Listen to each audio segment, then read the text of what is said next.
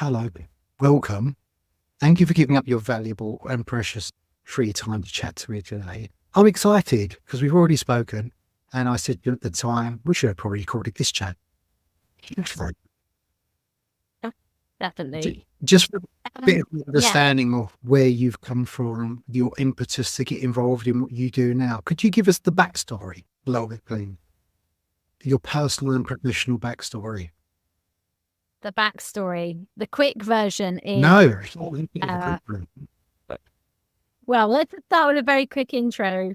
I nearly lost my life in 2016, and that's why I do what I do now. And that's how we can open this episode, Dan, because when you come close to death, I think it makes you really, really reevaluate everything that matters. And when you lose everything, you hit the bottom, that you've got nowhere to go.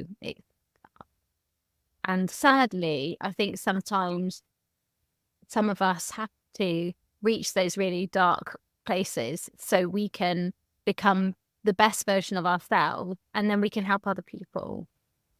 Do you want me asking a little more about? Obviously, don't elaborate if you don't want to. Well, I'm very open about this. This is what I do for a living now. So it's taken years to be able to talk about it publicly and to be able to share the intricate details of not what happened to me, but what I did to myself.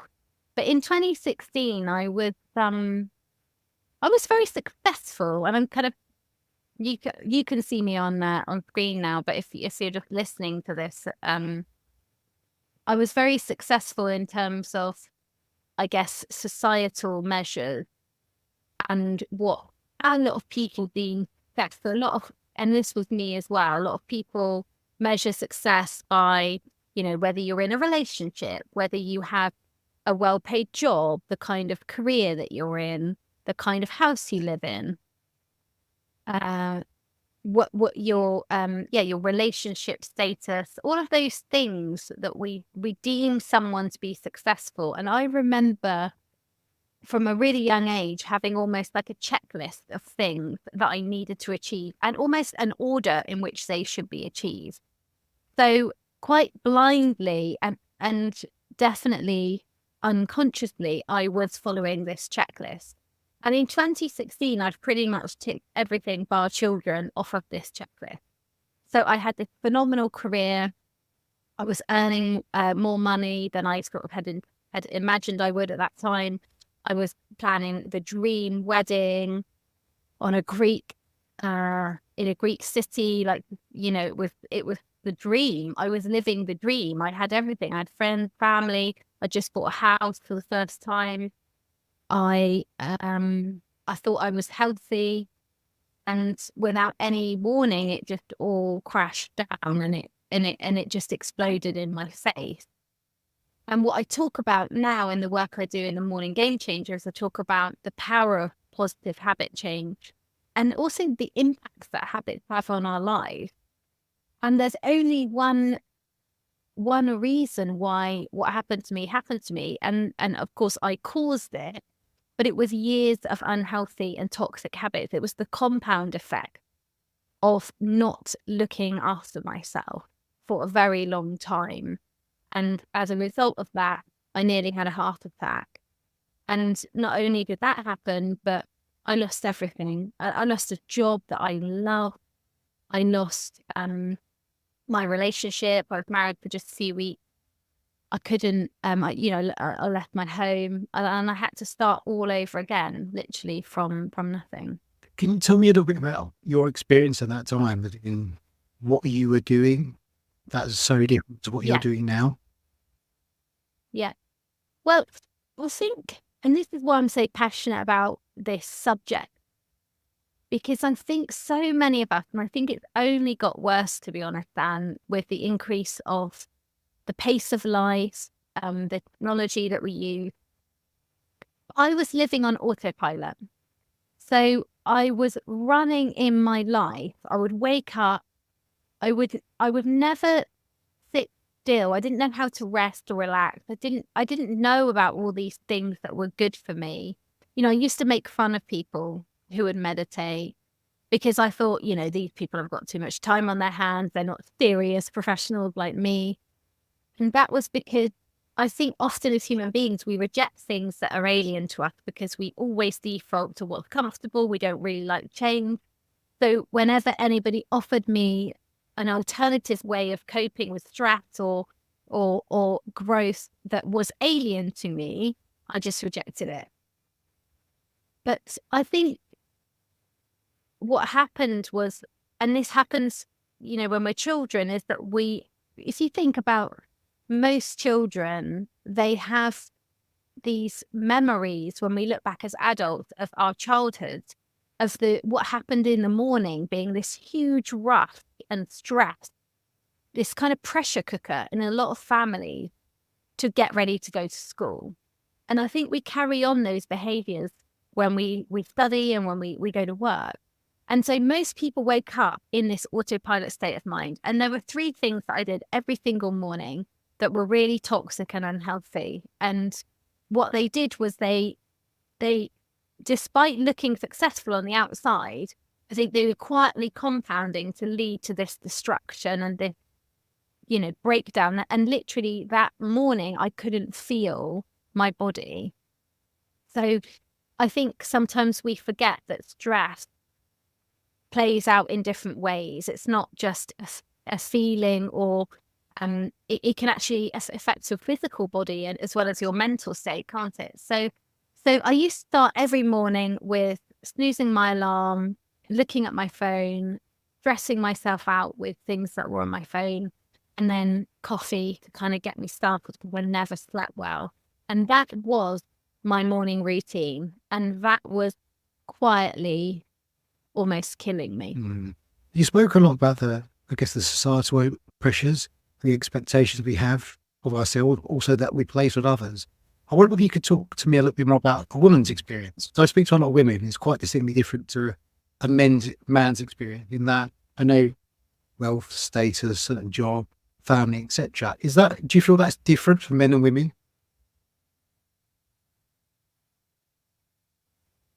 It's a good question. The world's changed, hasn't it? Roles have changed. There's a lot more opportunities for men and women, especially women now. I think we've got more opportunities. I actually interviewed somebody recently on my podcast about how is it being a working parent, and in particular a working mum. And I think we feel this pressure to have it all. And I think the society pressure to have it all means that every window, every minute bit of time that we get, we fill it with something, which means that we are almost running around like robots. And every single day then I meet teams, I meet people, I have conversations with individuals, whether it's after a keynote or part of a team program, and people come up to me and say, I know this guy said to me the other day, do you know what? After hearing you speak, it's just made me realize, why am I sitting on the toilet, scrolling on Instagram when my 3-year-old son's in the bath? Like, why am I doing that? And so many of these things are habitual because we can access information all the time. So we do. And we are not necessarily aware of what that is doing to our relationships, our performance at work, our sleep, all the things that are so important to our lives. Yeah, I think I can hear you there, because I think we experience so much of the world almost disembodied state, not embodied. What am I experiencing at this time? And I think obviously the media has a lot to offer for that, but social media especially, so you have so many people almost chasing evidence of presence without actually being present.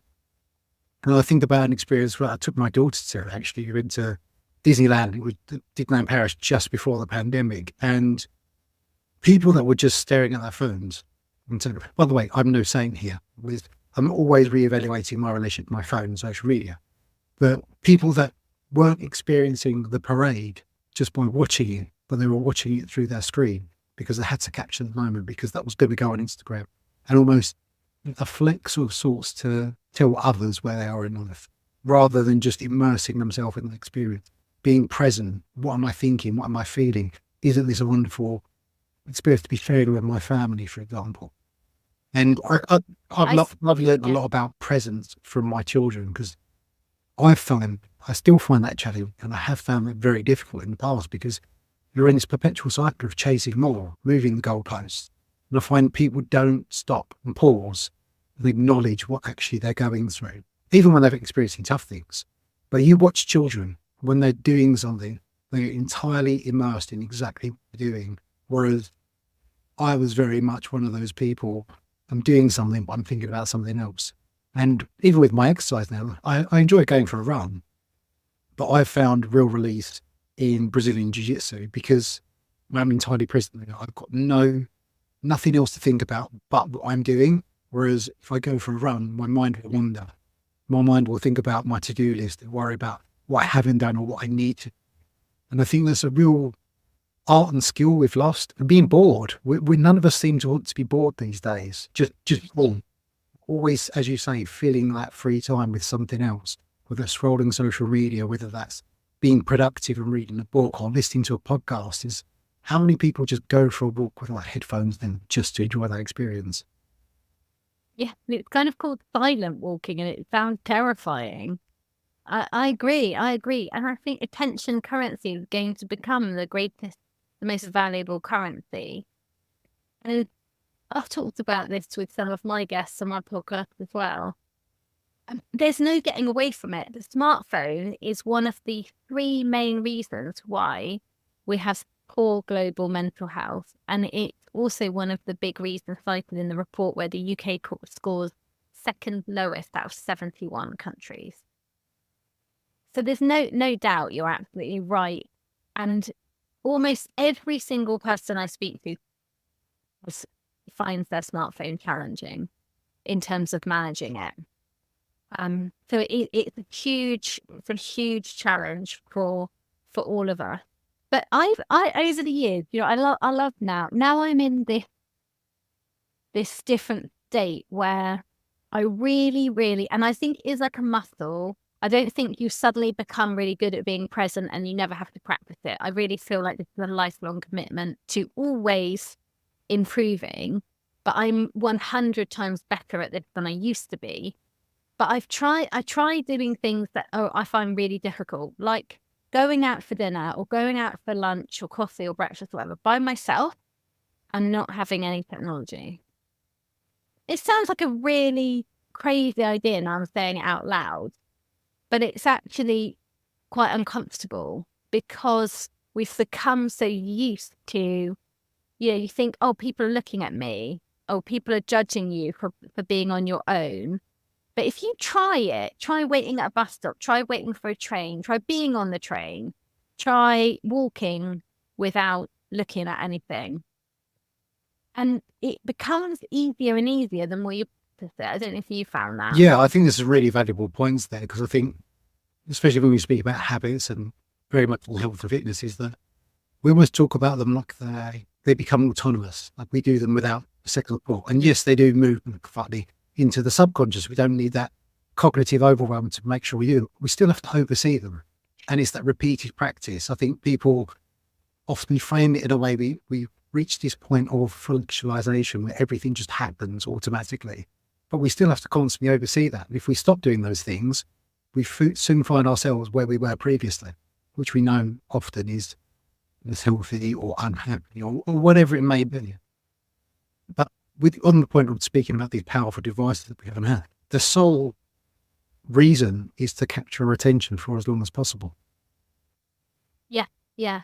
Do you know, there's a brilliant YouTube short by Jay Shetty, and so I think, because I don't think it's just smartphones. I think there's a lot to do with phones, but it's digital devices more broadly, I think, that have really are capturing our attention.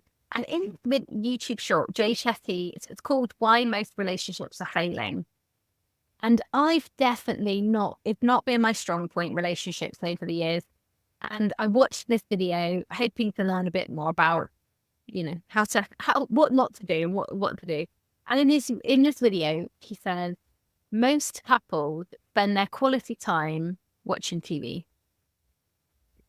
And I would take that one step further and say most couples spend quality time watching TV while scrolling on their phone. And I tell you, I kid you not, Dan, when I do keynotes on stage and I tell this, I go, imagine this. Imagine you are sitting with the person that you love, whether that's like a family member or your partner or whoever, and you're watching something on Netflix and you pause it and they go out of the room, go to the loo or get a drink. What are you instantly doing when they've gone? And every person has exactly the same answer. But what people cannot answer is when I say, why are you looking at that? What value is it? And what it does is, and I think because it's become so habitual, and I actually saw a photograph, it just popped up on some feed I was looking at the other day of Kanye West and his girlfriend, and they're both sitting in this romantic restaurant in Italy, both looking at their phones. And it makes me feel really sad. That used to be me. So that's why I can talk about this so openly, because for me, there is no judgment. I just think there's two things we need to do. One is raise our awareness of our habits, and two, make a small change. But I think it's really sad. And then, so not only, have you got couples looking at their phones while half watching Netflix, and let's face it, we think we're great at multitasking, but we're actually doing nothing well. And then you've got going to bed, where you've got a couple who've got a TV on the wall and they're both looking at their phones. And you wonder why people are finding relationships breaking down and stress and overwhelm pouring out of our society. I think you're feeding the whole comparison thing as well. So rather than actually enjoying what you're doing at that time with a significant other, because thinking of the subtleties as well, something I've been really conscious of is one, conversing with someone in person. My phone isn't anywhere near my hands, even if it's face down, because there's the subtle, again, suggestion that at some point my phone is going to be more important than the person that I'm speaking to. And that's something I don't want to signify to me, even if they don't pick up on. The fact that that's present and there means that's going to capture my attention away from the conversation. And with the pandemic, especially, if you didn't value connection, true human connection, on an authentic level as people before, is you're never going to see it. And I think that because we experience so much of the world, essentially 2D, from the we lit through our screens, is it takes away from the people in front of us. It dehumanizes everyone. When, you see how people speak to each other online. You wouldn't speak to someone like that in person. No, absolutely not. And I think also it's like, if you think about boundaries and how you raise children, or if you've got a pet, you don't let if you've got a dog, you teach it how to behave. You teach it to go to the toilet in the garden, and all these things that we do with children and pets and other situations in life. But yet, the majority of people are allowing their devices to boss them. And I also think it's unbelievable that every single alarm device has a snooze function, the thing that is so toxic for our health. So I think it's about, first of all, noticing that your phone is impacting you. And I'm not, the phone especially, it has so many benefits. I also, use it for so many different advantages, especially having family overseas and things. But at the same time, you have got to have boundaries, because if you don't, and I think this is what a lot of people are experiencing now, is that they are, from the minute they wake up to the minute they go to sleep, they're filling their brains with information, which means they're never resting. And the amount of thoughts that are just running wild in their mind is causing people to feel completely stressed and overwhelmed. Do you think we're moving past that societal empathy towards rest?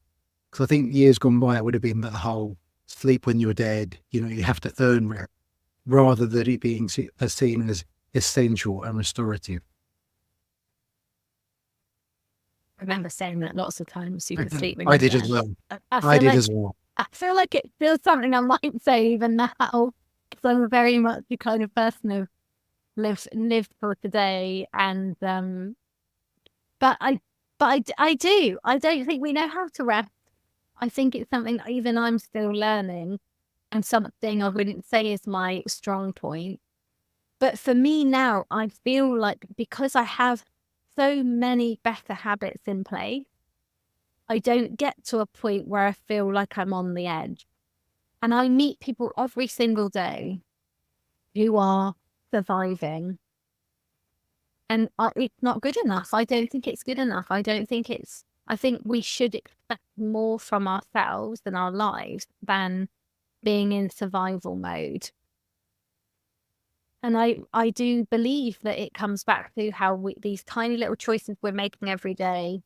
So you people listening to this might also be able to relate to not really being able to rest or relax, or just leaving that to the bit when you go to sleep. Like that's when you can rest or relax.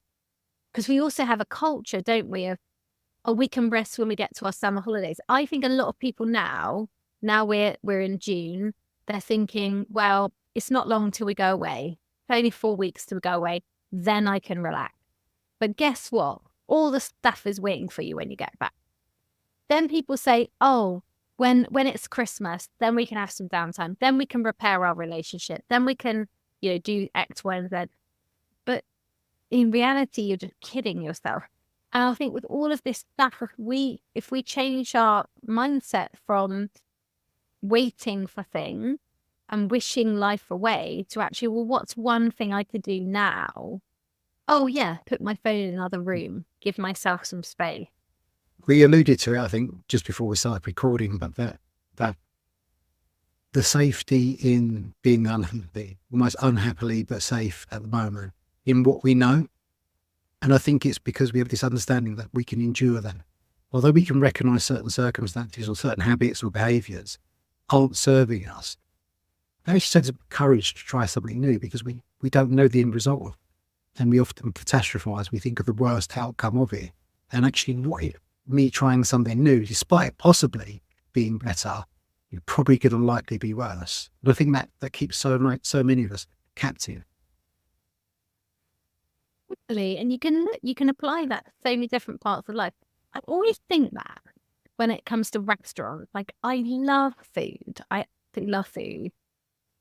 But I can understand why when you've got, let's say, a Colombian restaurant and a well-known fast food chain next to each other, I can understand why the fast food chain is always busy and the Colombian one is less busy. Because people, even if the food is better in the Colombian restaurant, which in this specific case in my city 100% is, people will go, I'll go to the fast food one because I know what I'm getting. I know exactly how it's going to taste, even if it doesn't taste great. And that's comfortable. And I know I won't have to deal with anything difficult. Even if they can have a much better experience, a much better dinner, even if it costs less, they won't typically choose, the majority of people will choose to go with something that feels comfortable and safe. And that is the brain. And I think that's why we need to learn more about our thoughts and what goes on in our mind. Because as you say, it's shaping our whole experience of life. It's shaping our happiness. It's shaping our health. It's shaping our performance. And I think that was the moment where everything changed for me. It was when I started to notice thoughts. I'd never noticed them before. I just thought they were, that was me. I didn't realize until I read the Chimp Paradox about this inner voice. And then all of a sudden it was like a huge light bulb moment, like a cloud had been lifted. And I was like, okay, now I know how this works. I think you're exactly right. It's paying attention to it rather than ridding ourselves of it. When actually it's obviously trying to signify something. Because I've read actually that that's why a lot of us tend to gravitate towards the same things on Netflix or Lambeth, because we know how that's going to make us feel. Despite it not being able to say like the best meal or the best film in the world, I know how that's going to make me feel. And also I think there's some cognitive overwhelm there as well, because we're all subject to those micro decisions, those thousands of micro decisions. we're so exhausted is that we do tend to gravitate towards predictable, because what if I start that film and I don't like it? I know I can tolerate this one, but I'm just going to go with what I know. And again, I think that keeps so many of us stuck in the same positions in life, whether it's relationships, jobs, whatever it is that keeps us confined, because there's that predictable element. I might not be happy at it, Yeah, but it's predictable, and choices are I new, know. unpredictable. You mentioned a really very important point before when you were talking about the presence and the eating out, especially because there's parallels there to what I speak to with people in the relationship with food, is this distractionless eating is what I'm having conversations with people, because we're so invested in being productive all the time and feeling all the time. Is quite often people find themselves in front of their laptop, rolling their phones, kind of just throwing food at their face, but they're not stopping to think about the taste, the texture, the feel, how hungry they were going into that experience, how hungry they are afterwards, because so much of our life is distracted. And that's, cinemas, if anyone does still go to cinema, that is. But you buy that big box of popcorn with every intention of that lasting the film, and you barely make it through the trailers, and you're like scratching on the bum. You're not even thinking what that character So true. is. We're so distracted. It's just going down. And I think that lends itself to this whole broader discussion around how these things infiltrate our minds and how these autonomous these behaviours become.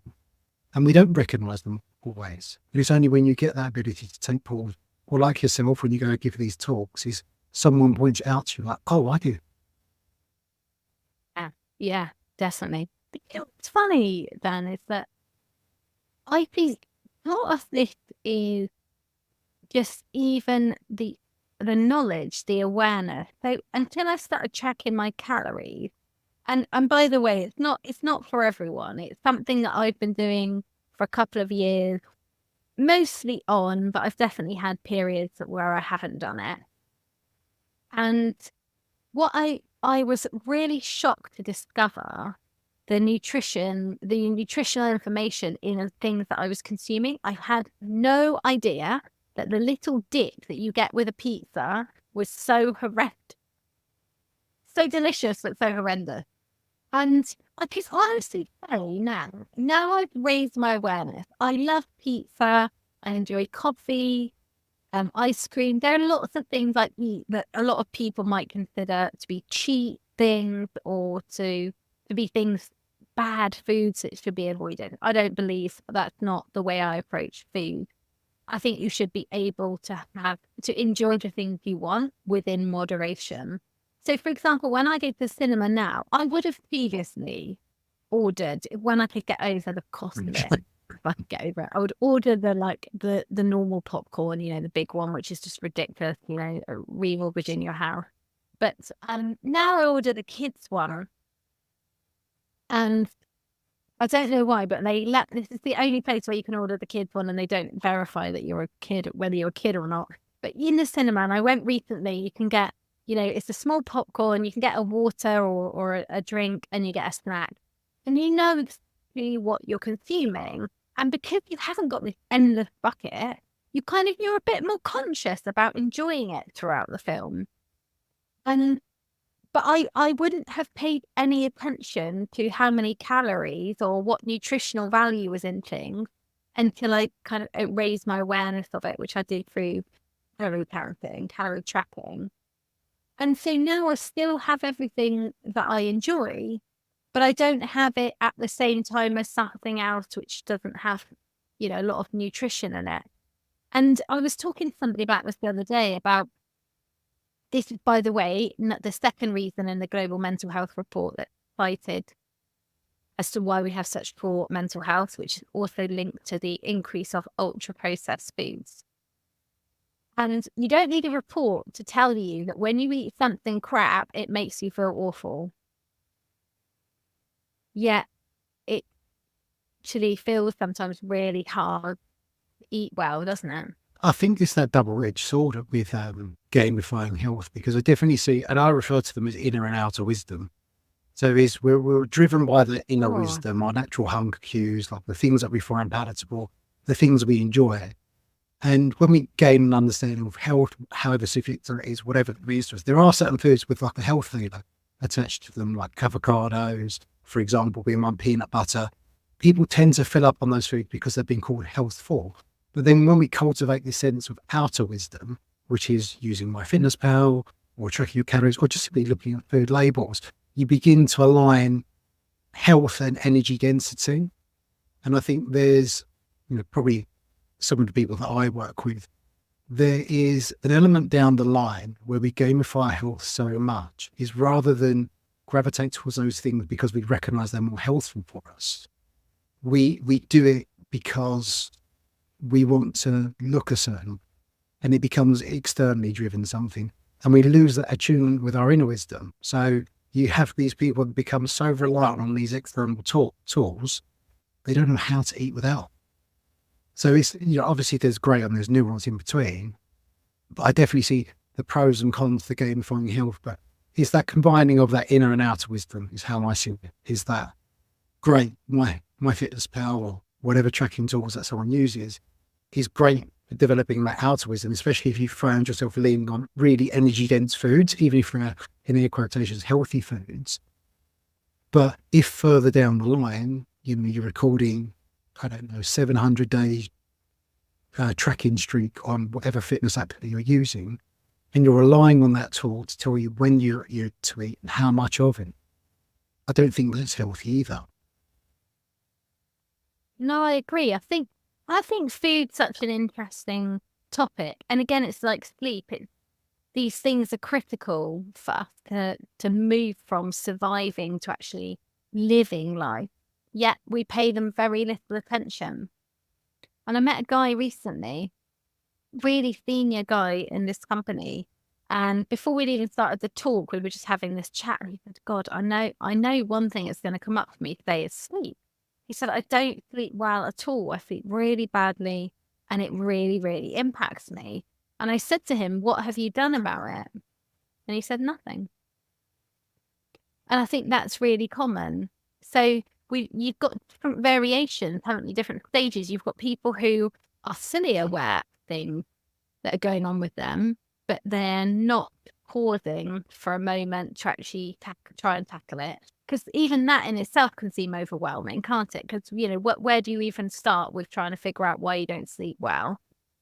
And do you feel, and then you've also got... Do you feel people have almost reached an apathetic state with a lot of this stuff? This is just, I'm just going to accept you for what it is because the challenging you or trying to change it is just too much for you. As you say, we're just surviving, most people.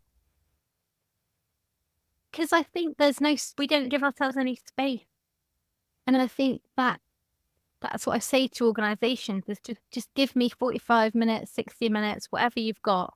Just give me that time because I'm going to hit pause button on your people.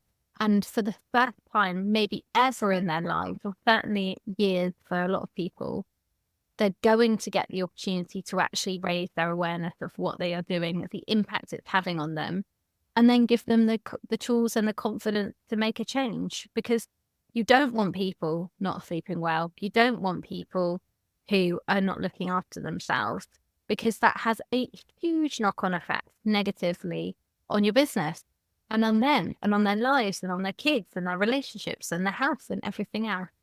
But I do understand it because it's almost like, where do you even start? And then that feels too overwhelming. So then you just don't do anything. And life goes on. And like you say, you just get used to coping with it, don't you? People tend to think quite grand as well, I find. But they're thinking of a dramatic lifestyle overhaul. Yeah.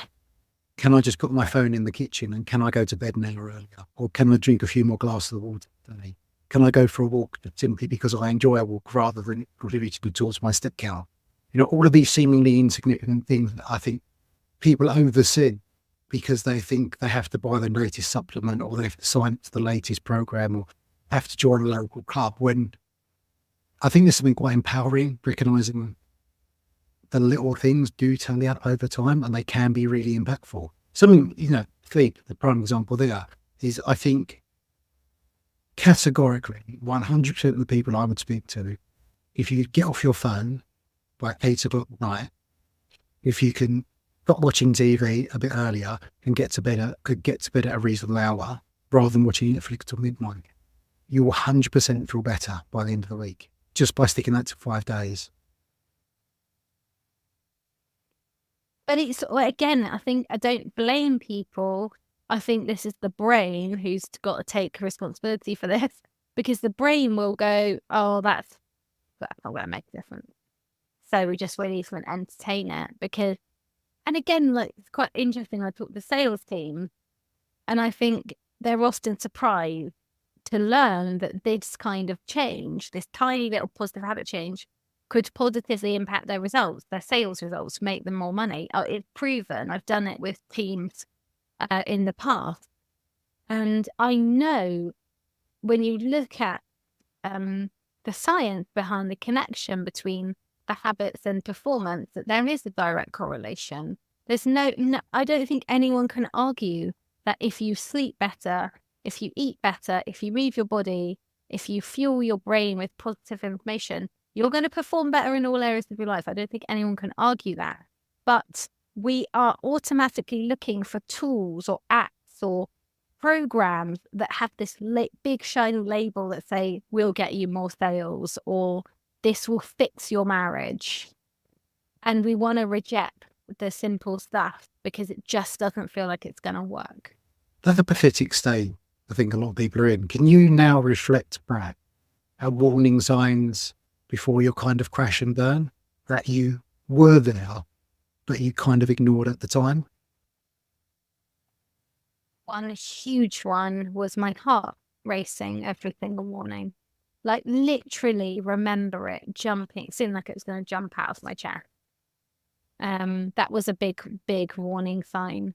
So was not sleeping well. The snooze, I should have known from the snoozing. It turns out that snoozing 4 to 6 times every morning isn't that unusual. I have met somebody who snoozes their alarm 9 times. So there was definitely some comfort in that. But yeah, but again, I think I would like that guy I just mentioned, where I knew it was a problem. I probably did know it was a problem, but I never gave myself long enough to think about it, to actually do anything about it. And just accepted. And I think part of the challenge with the way we live our lives is we just get into a rhythm. Like, people who've got issues in their relationship, it's easier to sweep under the carpet rather than have a hard conversation. If you've got someone at work who's not performing the way you want to, people will talk about them behind their backs. They'll complain about them. They'll try to do things other than the most obvious thing, which is just to address it head on and have a direct conversation with them. So there were lots and lots of warning signs, but I had pretty much zero positive habits to give myself any space. And you know what's interesting? When I was thinking about starting my business, I was thinking about the Morning Game Changer. It wasn't called that at the time. It was like a seed of an idea. I knew that I wanted to do something like this, but didn't know what it looked like. But because by that point, I'd created a morning routine. I was waking up at 5. I had space, and I used to journal every single morning for a few minutes. And again, this was something I used to think was a load of rubbish. And what it did was it gave me something to look forward to, because I was working in a really difficult job at the time. I was a CEO, really stressful. I enjoyed the job, and it was a great mission we were on, but it wasn't in my heart. I knew it wasn't. And so in order to feel like I was making progress toward what I kind of imagined I would be doing and the life I wanted to live, I invested just a few minutes every morning. And I knew that over time, because of other habits that I'd compounded by that point, positive one, I knew that if I spent a few minutes every day, it would come to fruition. It just had to. Because it was loads and loads of ideas, thoughts, fears, doubt. And as soon as I started getting on paper, the doubts and the fears became weaker and weaker and weaker. It took 9 months before I had the courage to leave my job and start this. But it became weaker and weaker and weaker because I became more and more focused and more in control of those thoughts that were very, very quiet in the beginning. And then they turned into a concept, which then evolved into the mission that I'm on now. That's really interesting because journaling is something I normally suggest to a lot of people. I found it incredibly cathartic. I enjoy writing in general because I think it's a good way of verbalizing something in your mind that makes sense to you. But when you try to do that, I do that through blog writing, try to make it sense to other people. Again, it gives more weight, more gravitas to those words. So as you say, it solidifies them over time because there's lots of neuroplasticity research into even the limiting thoughts and beliefs we have about ourselves is they're there for a reason. They've probably been there for a long time. And the only way to change them is to constantly repeat the newer, more informed ones we want to replace them. So even if it's as simple as gratitude journaling, I think that's incredibly powerful for people. Again, you said it 10 years ago, I would have turned my nose up at that. Meditation would turn my nose up as well. And I think a lot of people struggle with meditation now is the point you were talking about presence before, is actually just being alone with your own thoughts is quite uncomfortable for a lot of people. It isn't. And again, I think I've just recorded an episode on my podcast called Kick Exercise, the word exercise out of the dictionary. Because I think this is part of the problem is that we think meditation is a certain thing. People say to me all the time, meditation is stopping your thoughts. No, it's not. It's not about stopping your thoughts.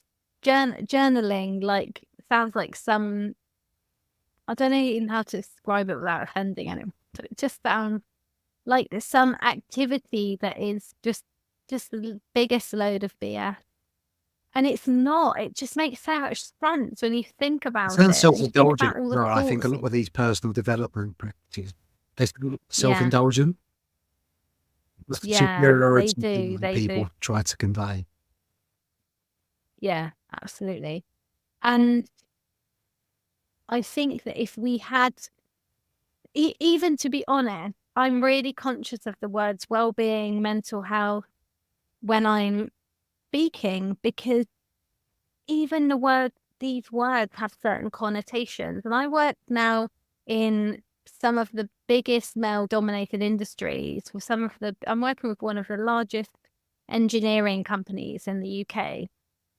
And I know because they've come up to me that there have been people who have been so skeptical, men and women, and afterwards said, actually, that wasn't what I thought it was going to be. And some people say, I really needed that. And I think I've spent a lot of time developing the ability to share these messages in a human, relatable way, because so much of the noise around self-development is very fluffy, very intangible, not very relatable, I think, for somebody who doesn't live in this world. Especially if you don't value. And I think getting people to appreciate the value in something, especially when they've never experienced it, that's another challenge. Because how are they going to invest any time into, if, as you say, they don't recognise the tangibles in it? Because that's another societal thing, is we're constantly told that it has to be something tangible, wherein can you do something just for your mood, just because it makes you feel good?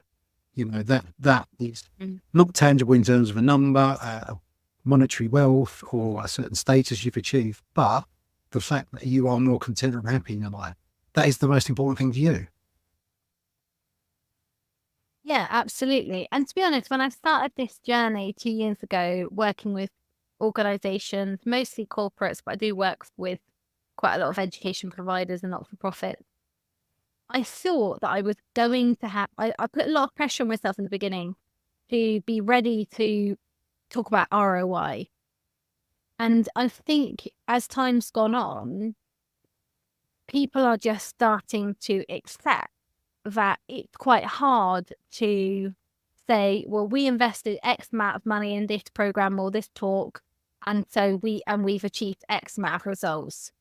And recently I worked with an amazing accountancy practice, and they not only have they won an award, but in the year that we worked together, they recorded 100K revenue increase.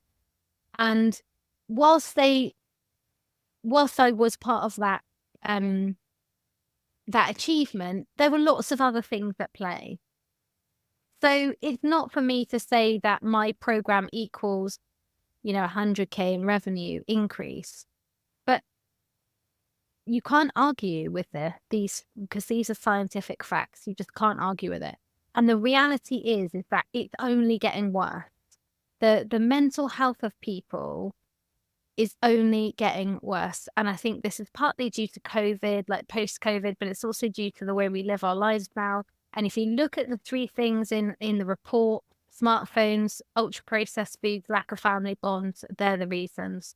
And it's really hard for organizations to do anything about those things. But the best thing they can do is to bring people in like me and help them to show their people how they can take better care of themselves. And I'm on this complete mission to redefine what does it mean to take care of ourselves. Because again, I think even though that expression has a lot of green juice and yoga connotations to it, which it isn't what it is. It's not a hot bubble bath. It, like, mentally and physically taking care of yourself, right? Investing a few minutes a day in your brain and your body, like the two most important assets that you will ever have. I think with self-care, that's almost promoted always with the aspect of taking care of other people, regardless of being actually framed in a ways, no, you should take care of yourself because you are worth taking care of.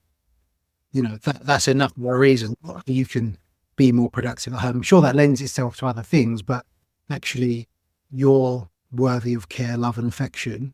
So why not focus some of the energy on you? It doesn't have to be selfish. But I do think that self-care often how it's wrapped up is that you're always doing it for someone else. Whereas actually I think self-care is exactly that. Self being the operative word. It should be about. Absolutely. But self-care shouldn't be this afterthought of, oh, I'm really, really stressed out. I'm on the edge. So I'm going to book a holiday, or I'm going to go and have a bath, or like I really think, and I think for me, what I'm trying to do is I'm trying to reach people before they get to the explosion point. Because I think a lot of this is preventative. But again, you go to the gym, you don't notice your strength and your muscles until you've started doing it consistently.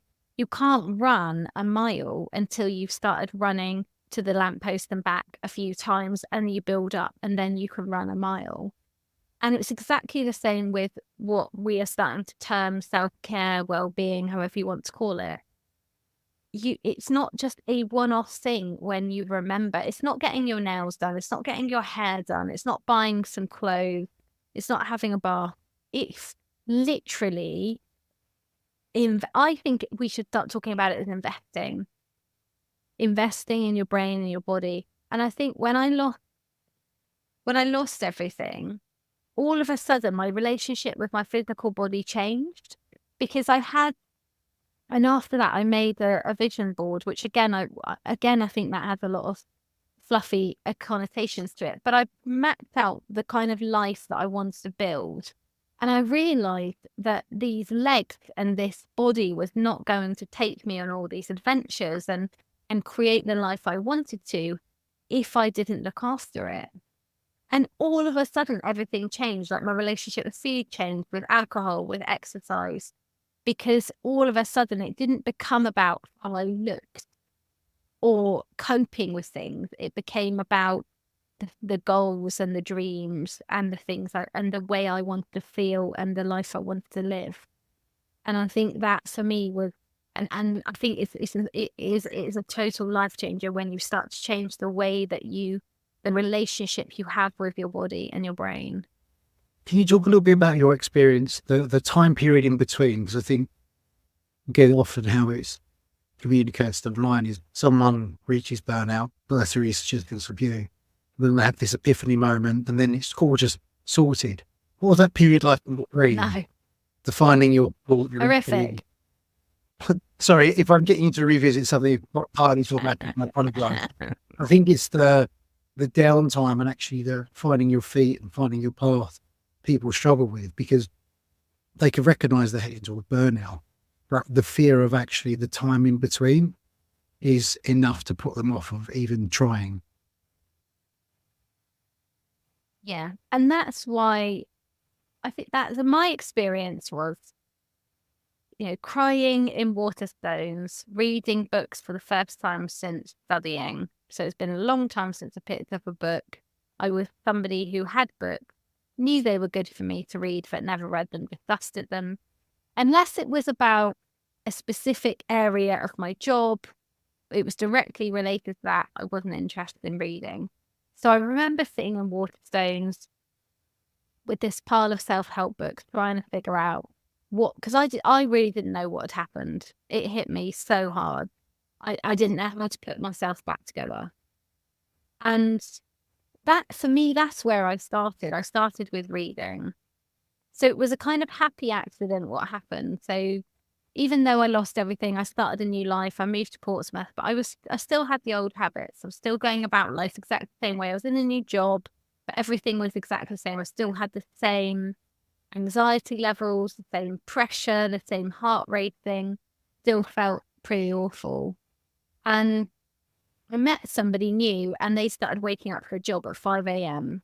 So this was the first time that I had entertained, waking up at 5 a.m. If anybody had ever said that to me before, oh, it's really great if you wake up at 5 a.m., I would have told them I'd go. And that would have been reserved only for, tropical destinations when you have to be at the airport very early. So on the third day of being woken up at 5 a.m., I had this was the first time I noticed a thought.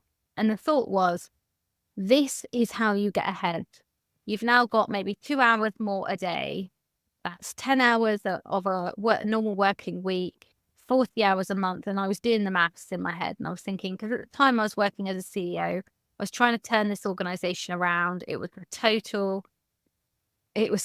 challenging. It doesn't even begin to describe what it was like. I was going to these board meetings. They're telling me they're going to have to shut it down. And that was it. Suddenly the brain had come up with this amazing light bulb idea of, right, this is the answer. And it was like, I caught that thought like a mosquito. And that morning, something changed because I didn't listen to that thought. I noticed it and instead replaced it with another thought, which was, hang on a minute. There's a book here called The Miracle Morning. Let me see what that book says. And I started reading that book and I didn't put it down. It was like it's an incredible read.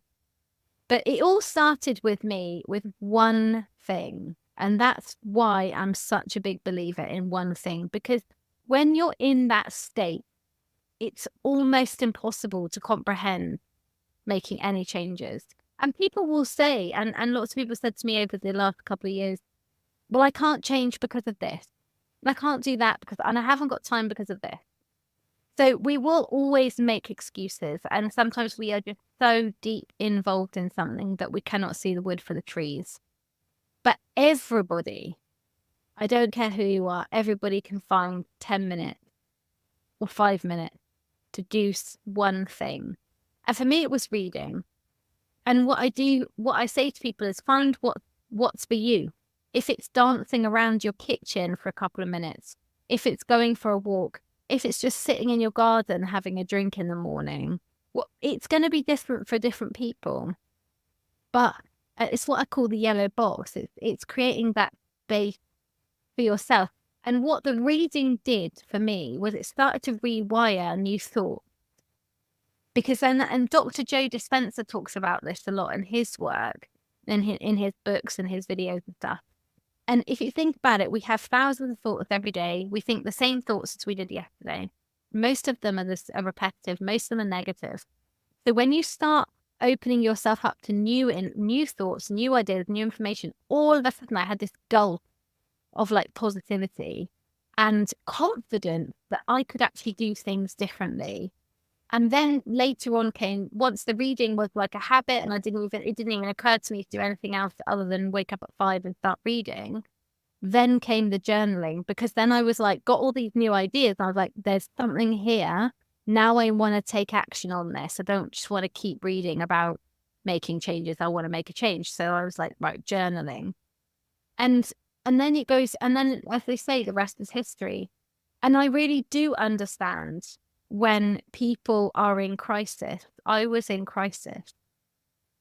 I mean, I look back now and I think I don't really know, because I'm so independent. I didn't even tell my company what I was going through. I didn't tell anyone. I just kind of suffered in silence because I grew up in a world where it wasn't okay to, you had to leave your personal stuff at the door when you went to work. And it's different now, and it's great that we're talking about it more, but people are still missing this very important thing, which is taking action. So people are talking more and more about their mental health and their well-being, which is fantastic. But I think the action piece is, there's a massive, massive way to go with people taking action. And again, I think that's because it's so overwhelming. So when you bring it back to what's one thing that you can do, like you said earlier, just go to bed a little bit earlier. Seems so insignificant, but it's not. It's absolutely life-changing. Mhm. You mentioned the regular patterns you got into in your previous professional job.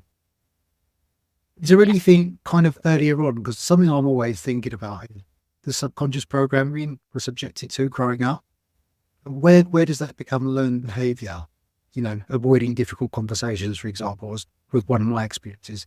We don't talk about emotions. We don't talk about things that we're suffering. Kind of that suck it up, that stiff upper lip. Where did that begin for you? We grew up, so I just grew up with I lost my mum when I was young. So it was just me, my dad, my brother and sister growing up. And my dad was really good at reinforcing the message that it's important to talk, you can tell me anything, there's nothing that can't be solved. However, that didn't feel like it applied to the workplace. And I think because I lost my mum so young, I didn't grieve her death.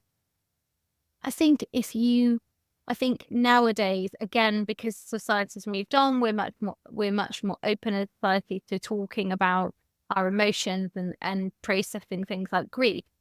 That probably would be very different if that happened today. But as a young, 4-year-old in the 80s, it definitely, I don't remember talking to anyone about, losing my mother that night, any time after that.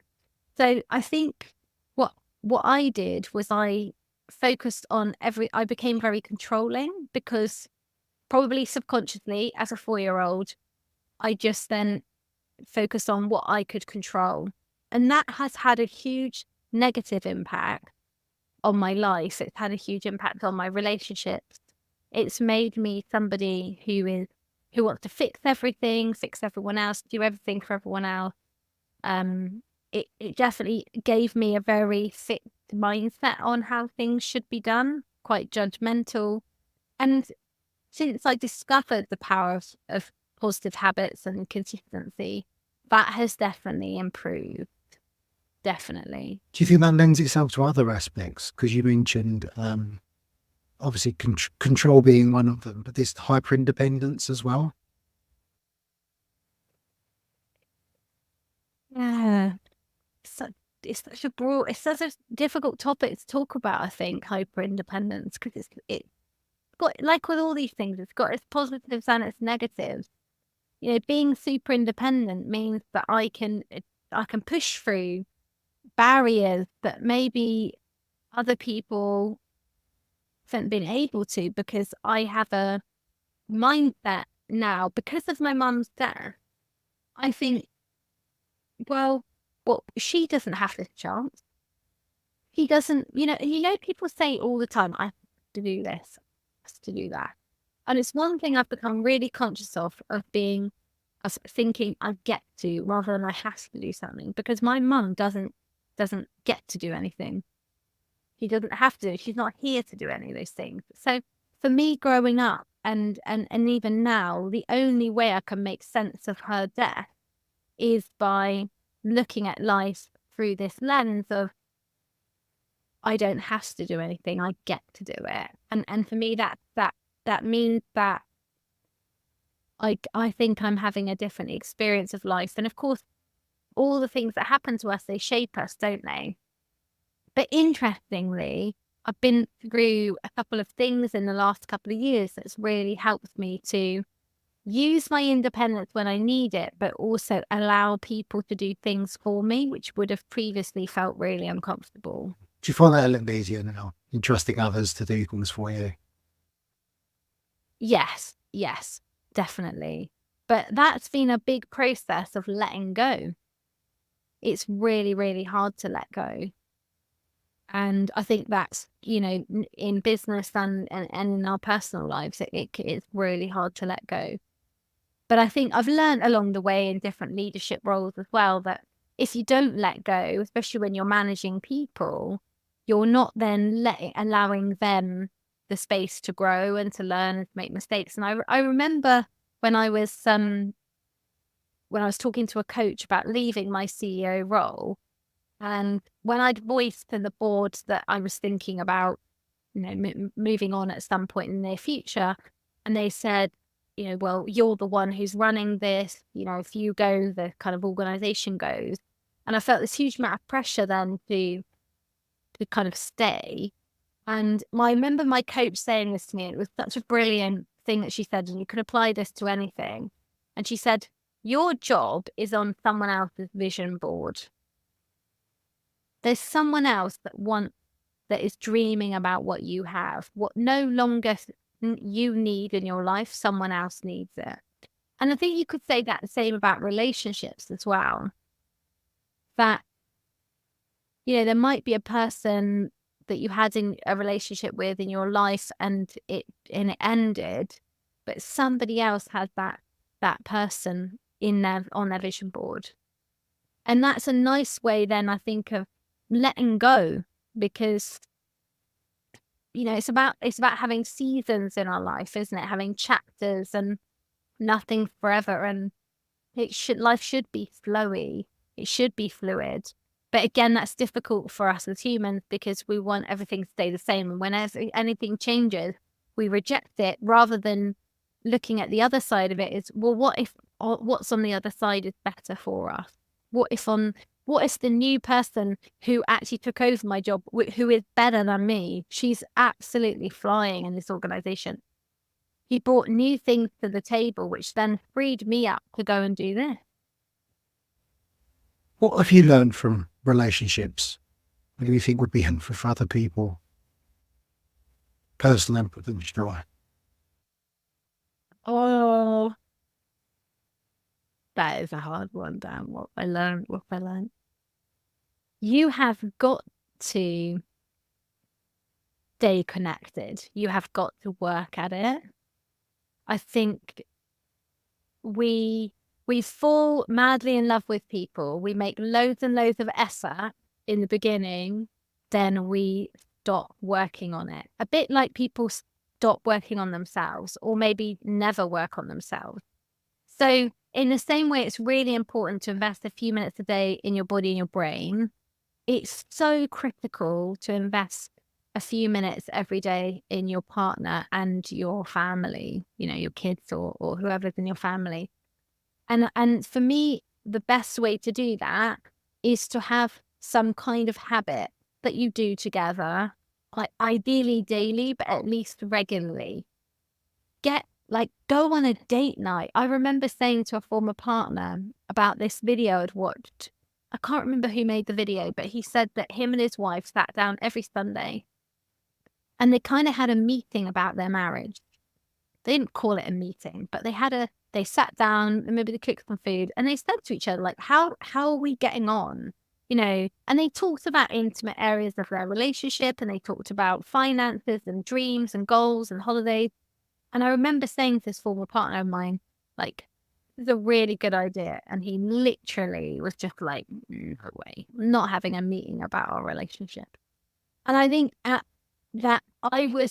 think what happens sometimes in relationships, and I think this has happened to me before, is that I'm developing at a pace that's not matched to where they're developing. And I've got different dreams and goals, and then therefore you're not moving at the same pace. Not that one is better than the other, but you need to be doing things together and working together as a team, because I think life is really hard. And I think it's really incredible when you have somebody who's by your side, who is your biggest supporter and wants to help you achieve anything. But yeah, I think that would be what I would say. And I remember meeting this woman in one of the talks, and she said that her and her husband got into the hot tub every night for 20 minutes after work. So no phones, just a cup of tea. They jumped in the hot tub, and that was their time to like reconnect after spending a whole day at work. And I don't think you even need the hot tub. I mean, hot tub's a nice bonus, but forget the hot tub. Could you do that together? Do people do that, or are they doing that whilst they've got kids screaming, they're looking at their phones, they're finishing a work email, they're clearing up something in the house? Like, it's literally just about giving each other your attention, isn't it? Yeah, I think there's so many valuable points there, not just relationships with others, but actually relationships with ourselves. I don't think we know ourselves until we take that moment of pause and do things like you mentioned, the writing, the journaling. Where am I in life?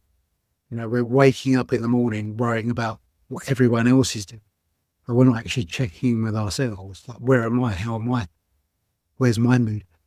I think there's a lot to be said for our relationship with ourselves. And I think when we speak about health, happiness, etc., that is often one of the undervalued things. Okay, it's great having it recognised by other people, but what do you think of yourself? That's surely got to be the most important thing. Yeah. Yeah, I agree. And again, I think when you say like things like checking in with yourself, I think most people just don't even know what that means. They wouldn't know how to start with that. And if you said to me in 2016, "Oh, Kat, are you checking in with yourself?" I'm like, what are you on about? So I think it's much easier to open your phone in the morning and scroll on Instagram for 15 minutes while your eyes like half squinting rather than actually do something that's really, really positive, because that feels way more comfortable than, writing down your thoughts. And I think I certainly had never entertained or learned how to notice my thoughts. And if people get one thing from this episode of yours, I would say read the Chimp Paradox, because reading the Chimp Paradox is like unlocking a superpower. Yeah, I've read that. I've bought the children's edition. I'm going through it slowly with my... Oh, didn't know there was a Yeah, children's she's edition. That's so just cool. named her chimp. I won't share the name, but she's just named her chimp. But, I think self-regulation for ourselves, but also that's something we've got to teach to others as well. On the other side of that, we've got a tiny little oppressive dictator, my 3-year-old at the moment. Different. So, speak about self-regulation and his chimp, because he's all chimp. There's nothing else going on there at the moment. But yeah, thank you so much. There's so much valuable insight. Also, thank you for sharing all your personal accounts as well. Sure, no, it's great. Does want to find out a little bit more about you. What's in the pipeline? Where can they go to, please?